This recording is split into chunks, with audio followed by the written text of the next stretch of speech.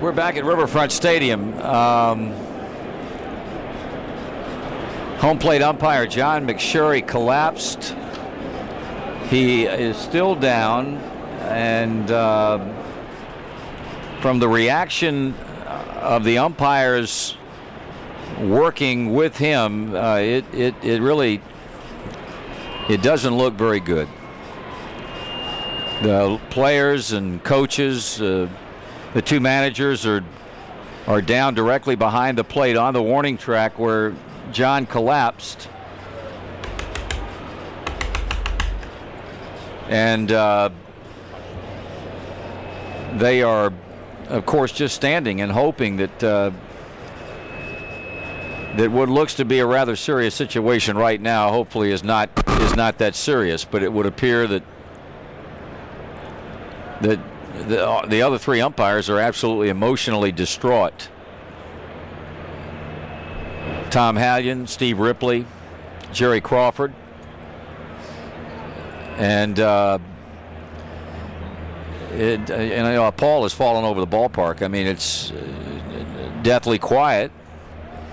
Jerry Crawford is right now somewhat broken up. I mean, this does not look real good.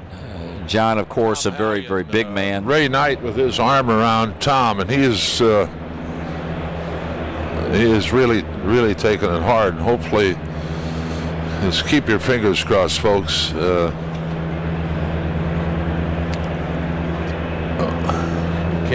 We can't really see John. He's out of our view, but apparently there's doctors and the trainers from each ball club are attending to John, and you just.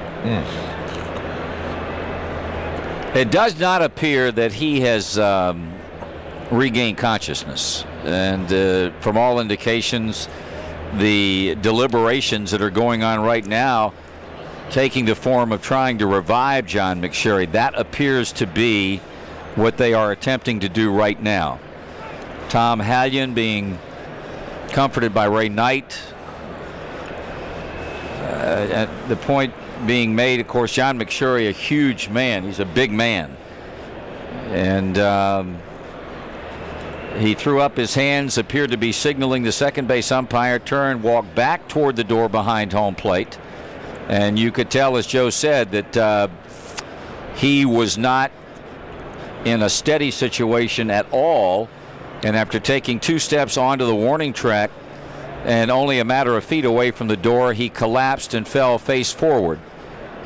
That was 6 minutes ago, and apparently now they are in the process of trying to revive John with oxygen. More players have come from both dugouts and are standing around in a semicircle.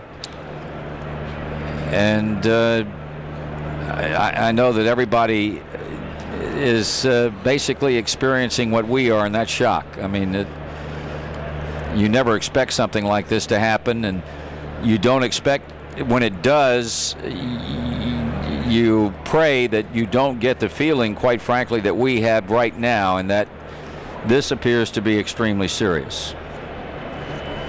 We'll take another break. We'll be back.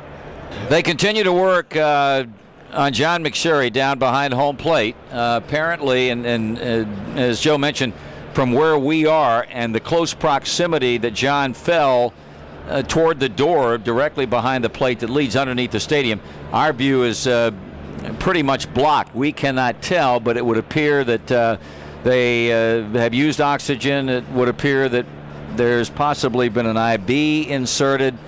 They brought a stretcher out very quickly, but obviously, for the moment, his removal from the field has taken a back seat, apparently to try and revive him. 4 o'clock, 700 WLW Cincinnati.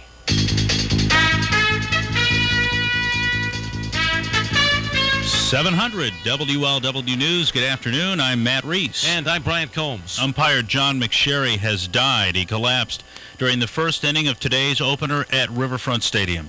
Now we get a live report from Pete Gemmer at University Hospital. Pete? Well, Matt, doctors here at University Hospital say John McSherry's heart had stopped well before he arrived here. He had collapsed at approximately 2:15 at Riverfront Stadium and was pronounced dead at 3:01.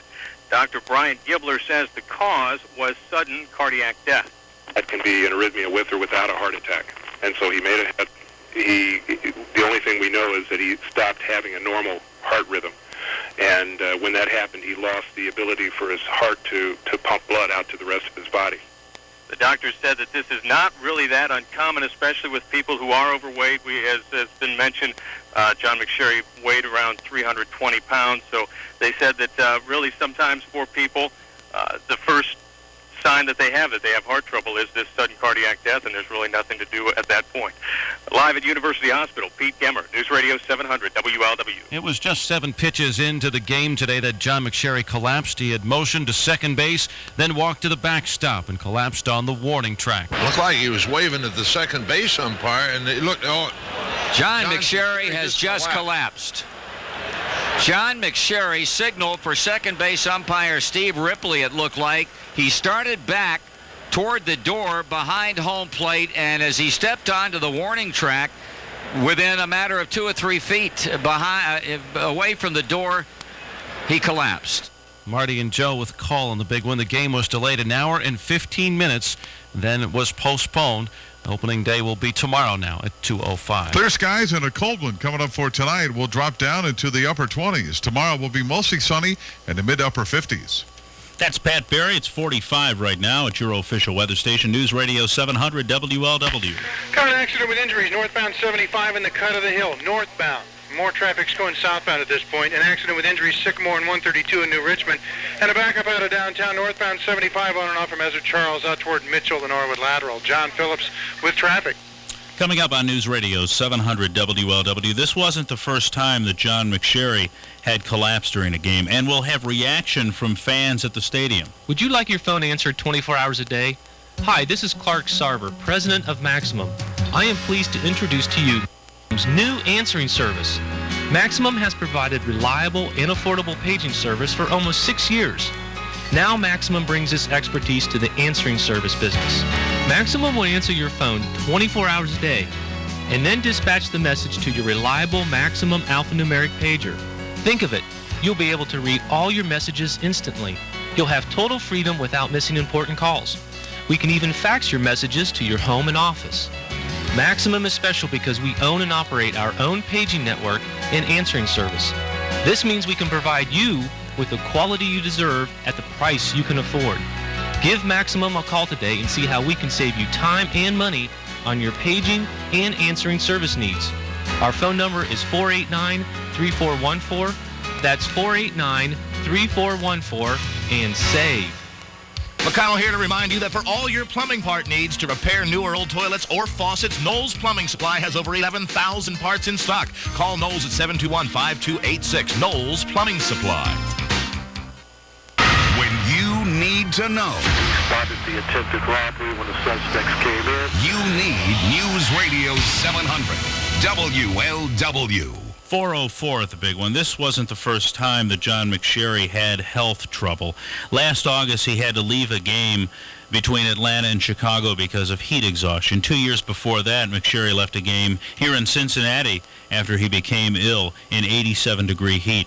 McSherry became dizzy during the 92 playoffs, and a year previous to that, he collapsed from dehydration. McSherry weighed more than 300 pounds. He had been an umpire since 1971. It was an incredible scene on the field today. The players and managers consoling each other, and the umpire crew of Tom Hallion, Steve Ripley, and Jerry Crawford. In fact, it was Hallion who left for University Hospital right after the ambulance went to take John McSherry there. Our Kevin Christopher was at the stadium when this all happened. He's been talking with the fans and joins us on the live line. I've been asking people about the decision to postpone the game until tomorrow, and the reaction to that decision is mixed. Harley Cope of Hamilton is among those who say that postponement of the game was the right decision. Well, I don't think that the umpires could have possibly thought about the game. There's no way. You think they should have gotten some local umpires to handle it? Well, if you had local umpires come in, that wouldn't be professional umpires calling the game, and I don't think the players would have appreciated that. But there were other people, believe it or not, who were mad they postponed this game. One man said if a player collapsed, they would have still played the game. And a woman who works at Kroger's told me that if she died while working the checkout counter, they would not have closed the store. Reporting live at Riverfront Stadium, Kevin Christopher, News Radio 700 WLW. Once again, if you just joined us, umpire John McSherry is dead of heart failure. He collapsed during the first inning of today's game. John McSherry threw his hands up, right hand up, ostensibly signaling toward second base umpire Steve Ripley. Turned, started back toward the doorway behind the plate, reached the warning track, fell forward. John McSherry was 51. Simply put, you're hearing the Tri-State's best news. The Tri-State's best news. News Radio 700, WLW. We'll have more reaction, hopefully some from the locker room in the clubhouse soon, with the sports. Paul Keels, Bill Syke-Dennison there. Pete Gemmer is at University Hospital following this story. Kevin Christopher, as you heard, at Riverfront Stadium. We'll have complete coverage throughout the afternoon. I'm Brian Combs with Matt Reese, News Radio 700 WLW.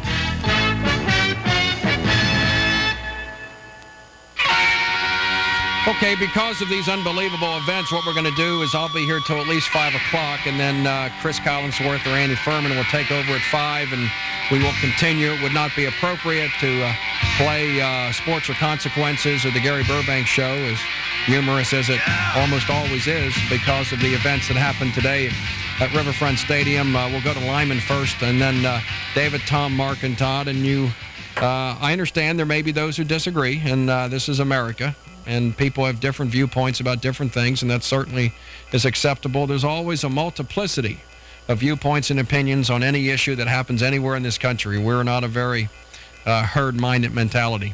So I can understand many people saying one thing or another about not wanting to cancel the game, but you would have had to have been there. Lyman, 700 WLW. How you doing, Willie? Good, Lyman. What's your feelings about this? I listened to the caller that was making a big deal about keeping the game going, and I can't imagine that. A few years ago, we coach a Pee Wee football team, and one of my assistant coaches died on the field in front of all the kids and the parents, and something like that, to see it happen right in front of you is pretty devastating. And I'm sure that a majority of the people that were in the stands saw what was going on, and based on the reports I heard, the silence and the shock, I can't imagine anybody wanting to play baseball, wanting to watch baseball, especially if you have a choice.